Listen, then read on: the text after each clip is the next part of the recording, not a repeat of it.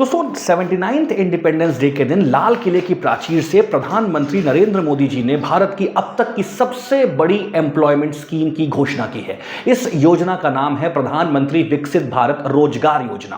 दोस्तों प्रधानमंत्री विकसित भारत रोजगार योजना 1 लाख करोड़ रुपए के बजटरी एलोकेशन से चलाई जाने वाली योजना है। इसका उद्देश्य है आने वाले 2 वर्षों में यानी 2027 तक करीब 3.25 करोड़ रोजगार को पैदा करना। दोस्तों ये एक एम्प्लॉयमेंट लिंक इंसेंटिव होगा। एम्प्लॉयमेंट लिंक इंसेंटिव का मतलब होता है इस योजना के तहत उन सारी कंपनियों को कैश इंसेंटिव्स प्रोवाइड किए जाएंगे, सरकार की तरफ से कुछ फाइनेंशियल बेनिफिट्स प्रोवाइड किए जाएंगे जो एम्प्लॉयमेंट पैदा करेंगी। इस योजना के जो शुरुआती रुझान आ रहे हैं उन शुरुआती रुझान के हिसाब से जो पता चला है वो ये कहा जा रहा है कि यदि कोई भी कंपनी भारत में अगर एक रोजगार पैदा करती है तो उसे प्रति माह 3,000 रुपए तक का भुगतान उस कंपनी को एक रोजगार पैदा करने के लिए किया जाएगा।